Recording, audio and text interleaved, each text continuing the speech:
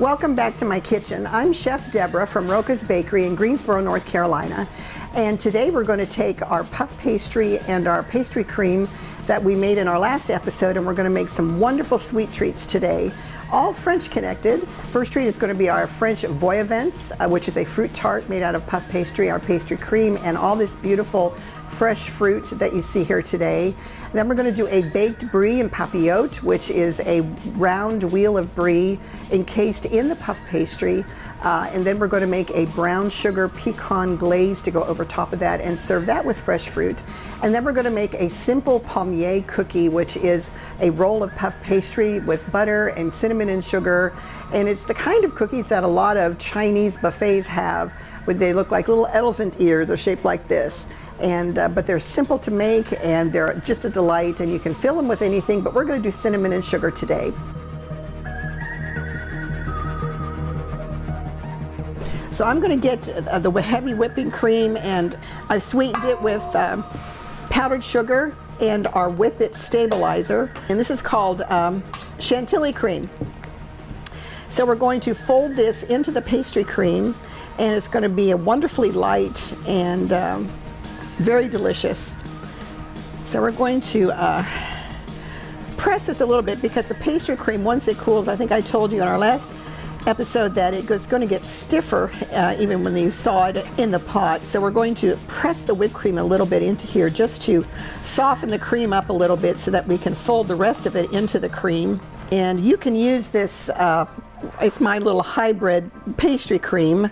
There's no French name for the combination of chantilly cream and pastry cream.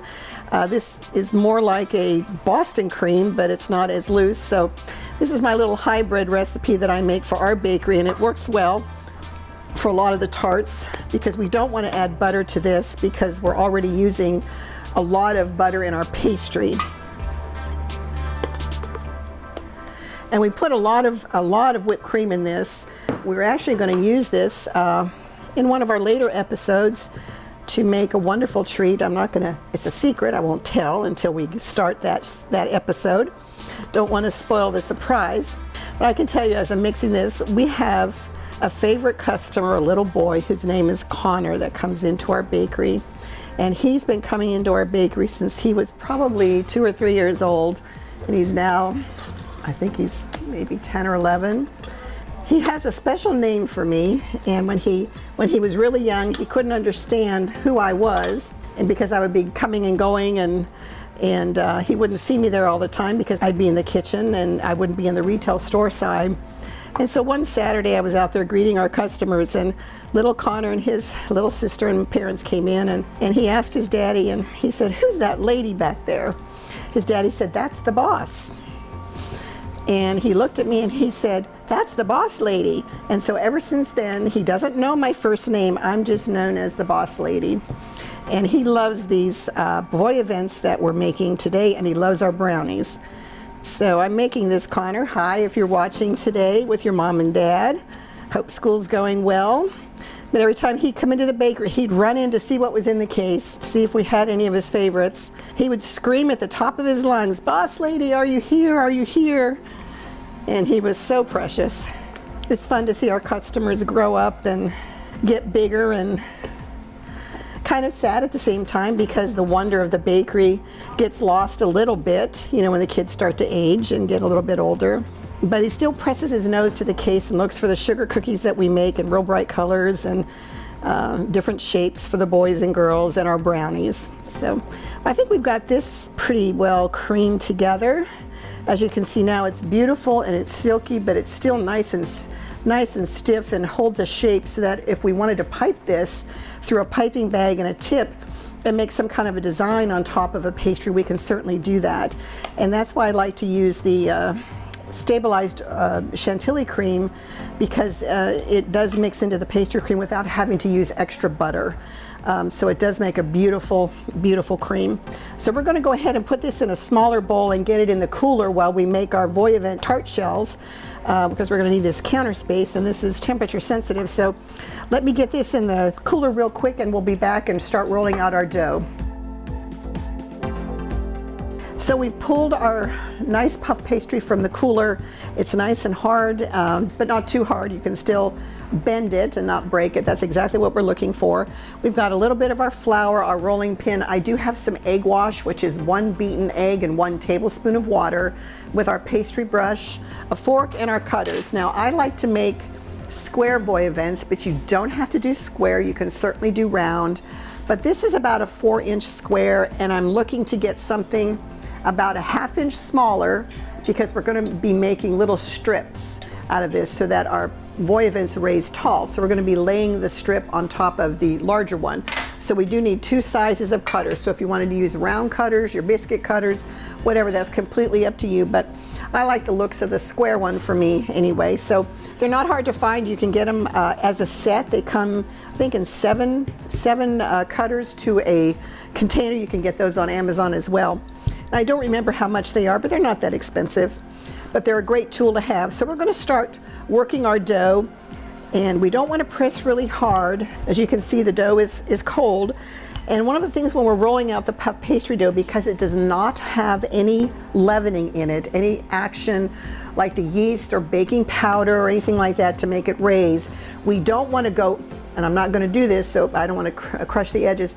We don't want to go over the edge and push it down, because that will actually ruin and smash all those thousands of layers we've worked hard to create. So we're just going to roll from end to end. And then, because we don't have to worry about what direction we're rolling in right now, like we did when we were rolling and folding, we can turn the dough and roll it widthways, because we want to get this to about 22 inches by about 10 inches. So it does require a little bit of rolling, and it's great. You don't have to go and go to the gym and work out your triceps or your biceps. You can make some puff pastry dough. I think I've said in one of my other videos, my Blitz Danish dough video, you know, we have a laminating dough machine in our bakery, which does all the hard work for me now.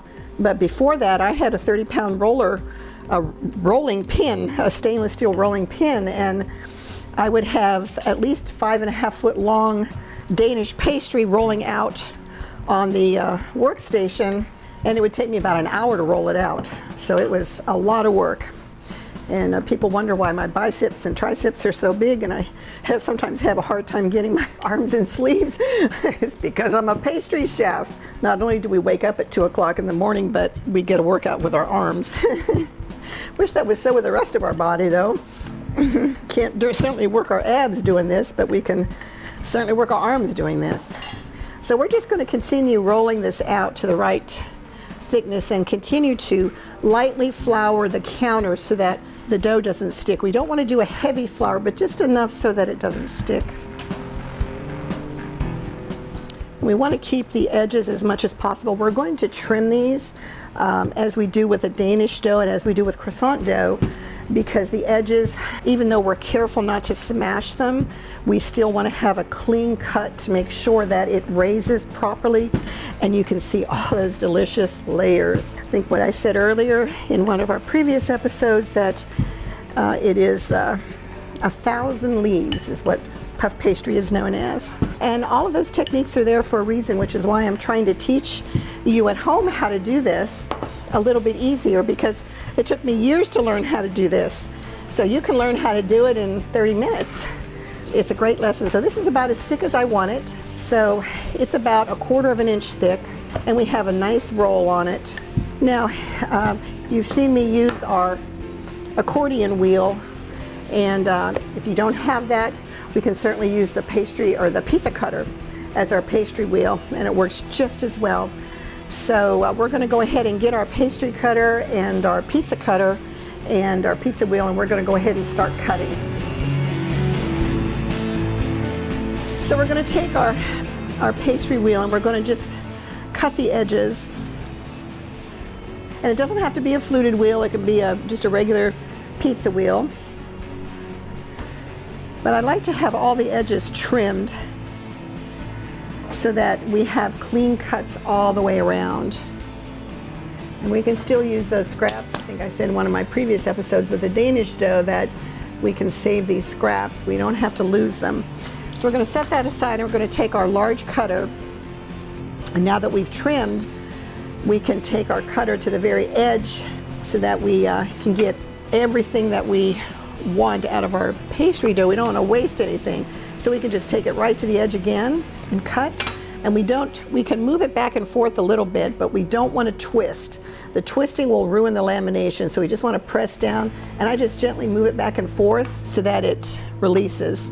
And if it gets a little sticky for some reason, just take some flour, tap it off like that so it doesn't stick. Now we're going to do something to these little flat pieces called docking. We're going to take the fork and we're going to prick the bottom, and we do that because the puff pastry puffs, and we don't want it to puff too much because that's going to be the bottom of our tart. So we're going to dock them. Now when we make pastry or puff pastry in the bakery, we've got big docking wheels with little spikes that come out on a roller, and we just boom, boom, boom, boom, boom, and do that, but you don't need that at home. So we're just going to take our fork and we're going to prick them like this. And we don't want to go all the way through the dough, but if you do, it really doesn't matter because it'll puff up and seal itself off anyway. But we want to allow a good 2 inches apart because they do puff. We'll dock these, then we're going to brush it with egg wash. And this, you know, the egg wash acts like a glue. Now, if you're eggless in your house, again, you can use milk. If you don't have any dairy in your house, you could use a little bit of water, although you won't get the same finish on the product that you would. So we're going to take another cut of our tart, and we're going to use the smaller tart cutter and put it inside. And we have a little window like this, and we're going to lay it right over top of that.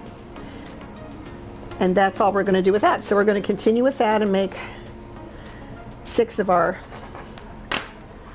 little ones. And as we never waste anything in the bakery, I save these little pieces and I put some, bake them off and put some frangipane on it or a piece of fruit, and sell them as little tart bites.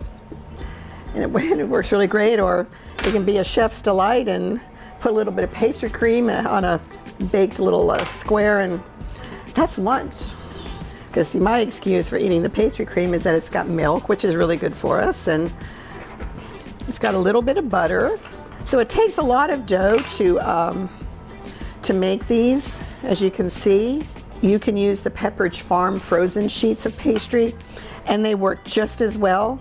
Just make sure you thaw it out in the refrigerator before you use them, and do the same process like I'm doing now, except you don't want to roll it any thinner than what you have, what the sheets are already, because they're already pretty thin. So there's our little tart shells, and we're going to brush them again with egg wash, and we're going to put some of our delicious sanding sugar on it because that makes it so beautiful. We're not going to dock the top of the shells like this. We're just going to leave them that way so that they puff up really nice. And sometimes during the baking process, I'll check on them because they bake for about 15 minutes. They do take a minute to bake now. You'd think that they would bake pretty quickly, but they don't. They take about 15, sometimes 20 minutes, depending on how your oven is. So we're going to grab some sanding sugar. And if you get some of it in the inside of the tart, that's not a bother. It's just more deliciousness as far as I'm concerned. But we just gently sprinkle it around the edges. And this gives it a nice glistening look to your finished product. I know my kids used to smell their food. They smelled before they even looked. I don't know if any of your kids are used to do that as a child, but I have grandkids that do that. My daughter used to do it too. Anyway, so that's it. So these are ready for the oven, 350 degrees. Start checking them at about 10 minutes. You might want to rotate the pan to make sure that they bake evenly, because most ovens don't bake evenly unless you have a nice convection oven, which we do at the bakery, but home bakers normally don't. So we're going to go ahead and bake these off, and we're going to let them cool, and we'll come back and fill them with our delicious pastry cream and our fruit. See you in a minute. So we're back with our puff pastry, and we've rolled it again into a square shape. And once again, we're going to trim the edges a little bit to make sure that we have a nice clean cut. You know, because after rolling, we don't want the edges to be smushed so they don't puff real good. And these we don't want to save, so you can just throw them away. And we're not losing much, but it is beneficial to the end product. And so this is a wheel of Brie, and something that I learned while working this year to get my Christmas party together. I went to my cheesemaker and was asking for some Brie, and I happened to turn it over and look at the label and saw that it had been aged with a penicillin mold, which was something that I'd never seen in a Brie cheese before. And I asked him about it, and he said he'd never heard of it either, but clearly it was on the label. And so those of us like me who have a severe penicillin allergy, make sure when you buy Brie cheeses or any cheese to make sure you know what it's aged with so that you don't have any kind of an adverse reaction. So what we're going to do is we're going to take our egg wash and we're going to brush the ends of our puff pastry and a little bit around on the inside. And so in papillote in French just means in the pocket, we're encasing it. And so we're just going to take this and wrap it around the Brie and kind of glue it together. Remember, this is our glue.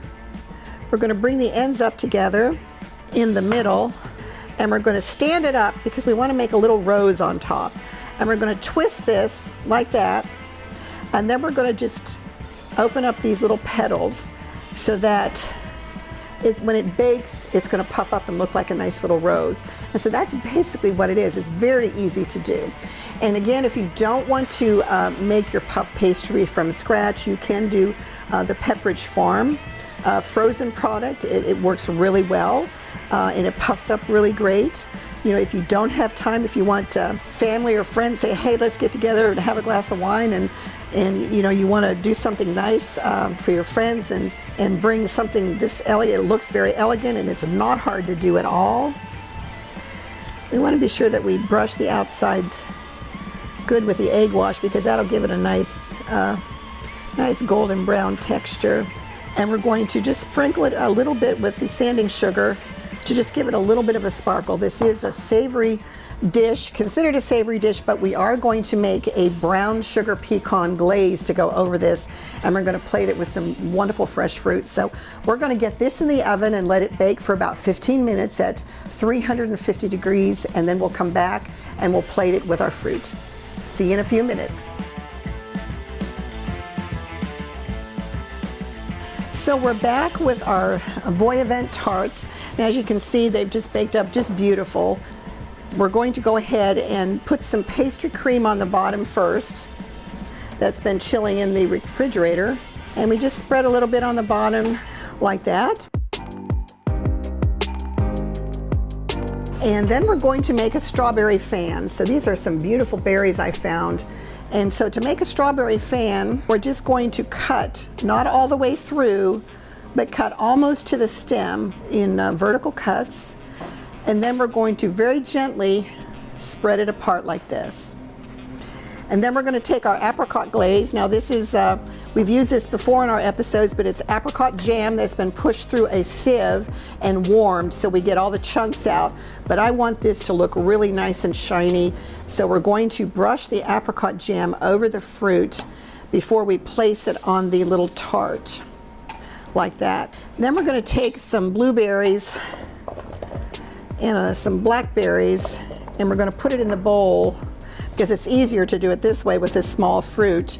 And we're going to put a little bit of the glaze in the bowl, and then we're going to toss it with a spoon or a fork, whichever we have here, and just coat the berries a little bit with the fruit. It actually seals the berries so that they don't leak any juice, so that you can make this ahead for about an hour ahead of time from your party or whatever you're making this for. So we're going to place this tart on our serving plate. Now if you're using a buffet, you can place these on a long white or silver, whatever, or a colorful tray, and you can sprinkle some mint leaves around or some fresh glazed fruit around it. But I often like to take a berry or two and just put it like that, just to give it a little extra oomph on the plate. And so that is our French Voi A Vents tart. So we're back with our Brie and Papillote, and I've got some pecans toasting just for about 4 to 5 minutes on the stove.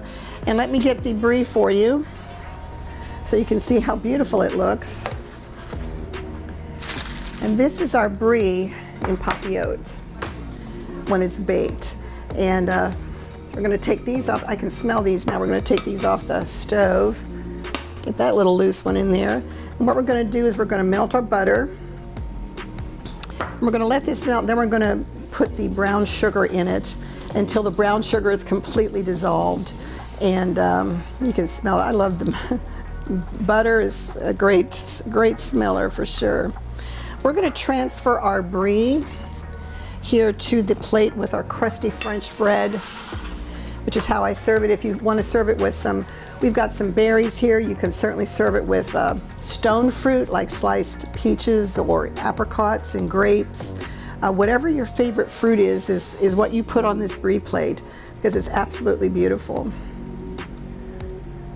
So we're going to go ahead and add the brown sugar and just keep stirring. We don't want to let it sit because it will burn, so we want to keep it moving.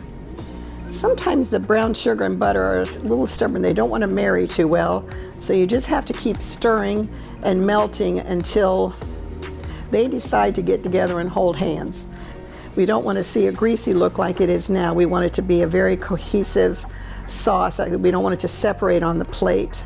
And sometimes it actually works a little bit better to use a fork or a small little whisk to stir this together to emulsify it if it's being a little bit stubborn for you. In fact, I think I'm probably going to get a little whisk and see if we can't bring this together a little bit quicker here. So if you're using a non-stick pan, of course, we don't want to use a wire whisk in there. You want to use something that is coated for your whip. But you can see now that it's starting to come together a little bit easier with the whisk than it did with a spatula. So now you can start seeing it's starting to emulsify together, and it's going to turn into a beautiful, beautiful sauce. And in just a couple of seconds, we're going to add our pecans in this. Not all of them. We're going to add probably 2/3 of it. And we're going to let the pecans cook a little bit in it so that the pecans kind of get candied and delicious. So we're going to do that now. And we're going to save a little for sprinkling on top. And now that it's emulsified, we can go ahead and go back to our spatula and let this cook for just another minute. And then we're going to pour this sauce over our Brie. So now it smells like a caramel, and that's what we want. You can't smell it from here because we don't have smell-o-vision, but it's definitely a great smell. So we're going to go ahead and turn this off, and we're going to pour this over the Brie. And then we're going to take a few raw pecans that we've toasted, and we're just going to sprinkle around to give it a little extra crunch. And then whatever fresh fruit that you have going on, you want to sprinkle around as well. Like I said, grapes work great with this. Stone fruit, slices of apples that you've sprinkled with a little bit of lemon juice so they don't turn on you on your plate. So this is what our Brie and Papillote with fresh fruit and crusty bread looks like.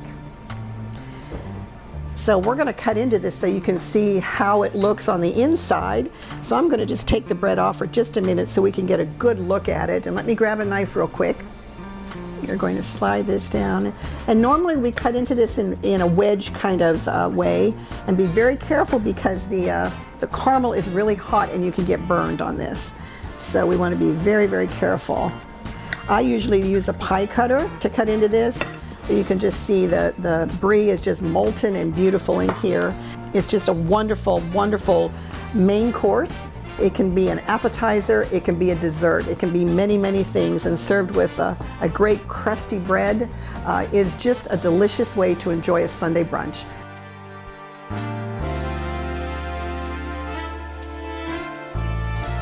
So we're back with our puff pastry square again, and we're going to make Palmiers cookies, which is called elephant cookies that you see in the Chinese restaurants a lot of the times on their buffets. But we're making a traditional French Palmiers with cinnamon and sugar, which is our favorite and our bakery's favorite. If you don't like cinnamon and sugar, you don't have to put cinnamon in your sugar, but we do need to butter the inside of the pastry and brush it and sprinkle some sugar on it. So like I said, if you don't want to put in your cinnamon, you don't have to. So once again, we're going to cut the edges to make sure that we have a clean cut for our puff to raise. And then we'll throw those scraps away. We cannot reuse these. Getting some melted butter, and I think we've got maybe a half a stick of butter, but we're not going to be using it all. You might want to start with a quarter stick. And if you need to melt a little bit more, that's fine. Again, these are fast cookies to make. If you have guests come over at the last minute, or you want to just add something simple to your dessert table, that's really kind of fun to do, and kids can help you with this. This is an easy one for kids to do. So we can go ahead and start sprinkling our cinnamon and sugar all over until it's completely covered. And we want a good heavy sprinkling, because these are going to caramelize in the oven. We're going to over sprinkle the edges because we want to get the edges too. So that looks like it's about good. And so we're just going to slightly pat the sugar in, and sometimes if I have a little bit of butter left over, I'll just sprinkle the tops like this with the pastry brush. You know, you can pour the butter on the pastry, but I really wouldn't recommend it, only because you get too much butter on it and it'll just make it soggy. So invest in a little pastry brush. They're pretty inexpensive, and just sprinkle it like that. And then we're going to start rolling, and we're going to roll to the center from both ends. So we're going to do a very tight, like a jelly roll. So we're going to just roll it like this and press it down. And then we're going to just keep rolling until we get about to the halfway mark here. And if you need to make a little mark so that you know where about the halfway mark is, then go ahead and do that. And so we're just going to pick it up a little bit and roll it over on itself. We want to make sure it's a fairly tight roll so that it doesn't start coming apart in the oven, because it will puff up. So we're just about there. Once we get it rolling good, there we go. And then we're going to start to do the same thing on the other side. So you kind of have to work backwards or from the opposite direction, but that's okay. Press it down to start the roll. And if you don't get it perfect, don't worry about it. These cookies are very forgiving, and they're just beautiful when they puff and bake. So it doesn't have to be perfect. I've been doing this a long time. These are much better than what you get in the restaurant, that's for sure.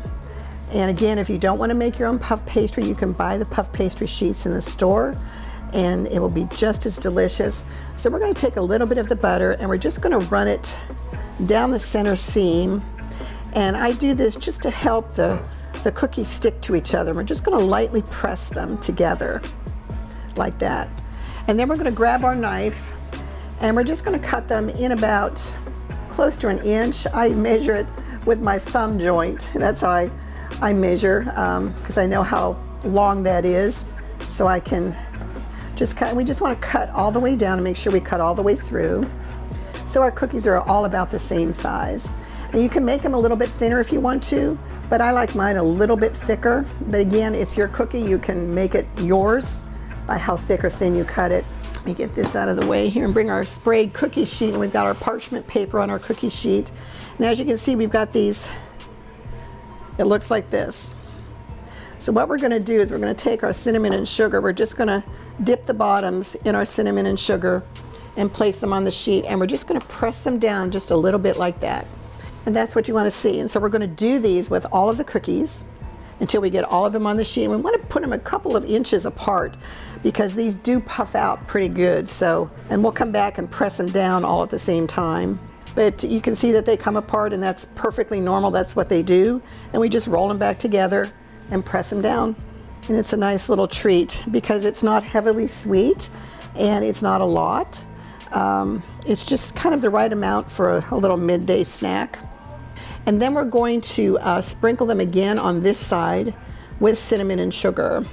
I probably could actually put some over on this side too, even the tray out. And we're going to bake these, and halfway through the baking time, we're going to flip them over so that they caramelize on the opposite side. So we're just going to sprinkle again with a little bit of cinnamon and sugar. So this side caramelizes when we flip them over. And there we go, our palmiers are ready for the 350-degree oven. We're going to bake for about 7 to 8 minutes, and then we're going to check them and flip them and bake them probably for another 5 minutes. So we'll see you back in just a few.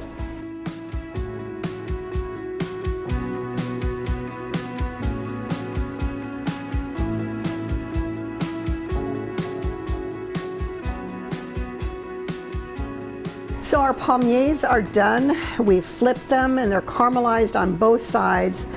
They do need to cool completely because of the caramelization. You don't want to burn your mouth, although I can't tell you how many times I have not waited long enough and burned the roof of my mouth trying to get one of these hot palmiers. So we're just going to go ahead and plate them. Like I said, they're a very delicate cookie. They're crumbly, they're just caramelized, and they're delicious. This is something that you just don't want to miss, making fresh from scratch. And sometimes I just, if you're decorating your plate for service, just sprinkle a little bit of cinnamon. You don't have to do it if you don't want to, but it does give it a nice little look. And these cookies are slick. They're not a heavy cookie. They're light as a feather, so they do slide off the plate, so be careful when you move the plate. And those are our cinnamon sugar palmiers. This is Chef Debra from Roca's Bakery signing off this time, and join us next time when we're doing almond puff loaf in our next episode.